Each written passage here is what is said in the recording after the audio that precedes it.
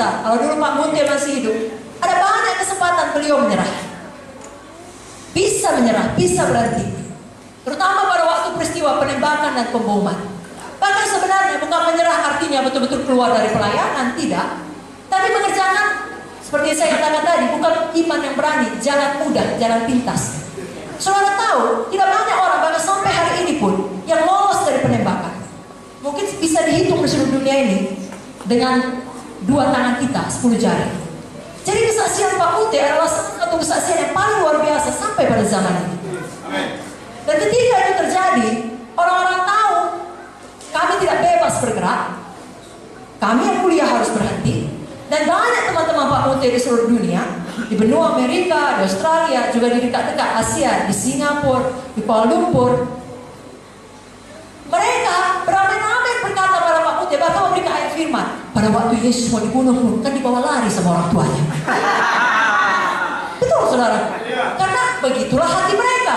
Mereka sayang kepada beliau dan berkata, ayo ke Amerika, ceritakan kesaksianmu, bangun pelayanan yang baru. Ayo ke Australia, kami berikan beasiswa kepada anak-anakmu, biarkan mereka sekolah di luar negeri.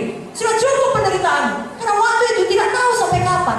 Bukan ada Kapoldesu, kami jaga 3 bulan. Dan ada batas waktu, bisa selama-lamanya. Sudah mengerti? Tapi iman yang berani, tahu kehendak Tuhan, dan dia berkata, saya dipanggil Tuhan jadi gembala. Gembala yang sejati, gembala yang benar, gembala yang baik, rela mati bagi domba-dombanya. Saya dan keluarga saya tidak akan meninggalkan kota Medan. Lalu beliau tinggal di situ, dan saudara lihat tahap demi tahap, tidak langsung. Kami memang harus berhenti kuliah. Tidak usah saya ceritakanlah semua kesulitannya. Tapi pada akhirnya sekarang kami bisa sampai di Pulau Nias. Kami bisa menginjil kepada saudara. Banyak kesempatan saudaraku untuk berhenti. Apalagi kalau saudara dikhianati oleh orang-orang yang percaya saudara. Saudara bisa sangat kecewa dan tidak mau lagi melayani. Banyak kesempatan untuk menyerah dan berhenti. Tetapi tidak diambil kesempatan itu. Kenapa? Ketekunan iman. Ibrani 10 ayat 38 sampai 39 mengatakan, tetapi orangku yang benar akan hidup oleh iman. Apabila ia mengundurkan diri, maka aku tidak berkenan kepadanya. Jadi mengundurkan diri jangan pernah jadi pilihan. Itu sebabnya tidak usah sibuk minta doa. Doakanlah supaya saya setia. Saudara pilih untuk setia. Hadis berkara. Roh Kudus tolong saudara.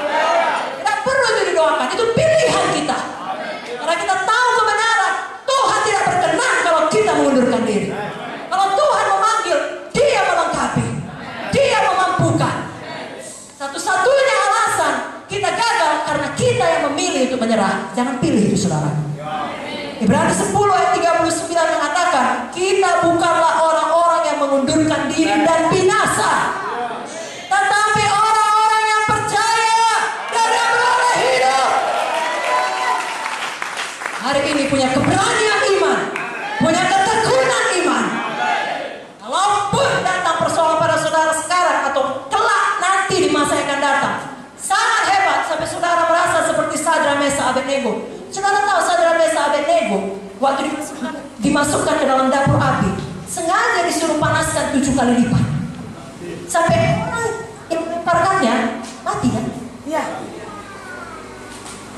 Kadang-kala kalau Tuhan punya panggilan besar pada saudara, dapur apinya lebih panas 7 kali lipat. Lalu saudara mengalami sesuatu yang jauh lebih serius dari contoh tadi. Tidak mungkin saudara bayangkan para jemaat 7 kali rasanya lebih panas. Tapi dalam hal itu jangan pernah lupa, Yesus ada bersama saudara. Mari tetap setia, mari tetap tekun. Bahkan bisa jadi dalam perjalanan pelayanan saudara, bahkan perjalanan hidup saudara, saudara menghadapi peperangan rohani. Tahu gak saudara, kita perang rohani tiap hari? Sadar atau tidak sadar, sampai Yesus datang 2 kali atau sampai kita meninggalkan dunia ini, kita berperang tiap hari. Bukan melawan darah dan daging, tapi melawan penghulu-penghulu gelap di dalam, roh jahat di dalam. Dan kadang-kala dalam menghadapi peperangan rohani, kelihatannya semua sumber daya kita sudah hilang, atau dicuri daripada kita, atau pergi meninggalkan kita. Saudara masih ingat kisah Gideon? Tadinya menghadapi musuh yang begitu banyak, dia punya 32.000 tentara. Sebenarnya dengan 32.000 tentara pun tidak cukup untuk melawan musuhnya. Tetapi apa kata Tuhan? Kurangi. Bahkan Tuhan puas dengan 10.000, kurangi. Siapa yang penakut-penakut, siapa yang tidak tahu nyangkal diri, kurangi. Tahu nggak saudara? 300. Tapi 300 yang betul-betul seperti firman Tuhan tadi, dewasa rohani, dalam kasih, dalam kebenaran, punya keberanian iman, ketekunan iman. Maka dengan 300 sekalipun bisa menyelesaikan pekerjaan Tuhan. Bisa menghadap ranah. Saudara, saya tidak tahu apakah sidang saudara bagi hamba-hamba Tuhan di sini sedang mengalami ada yang keluar. Katakanlah worship leader saudara keluar, pemusik saudara keluar, PPK saudara keluar. Kalaupun suatu hari itu terjadi, yang notabene tentunya kita harapkan tidak.